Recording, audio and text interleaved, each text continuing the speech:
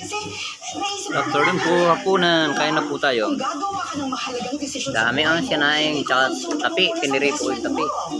At sino naman nakikita niyong gaganap na best friend niyo, Miss Eugene? Parang ako ni Sidro. Tama na.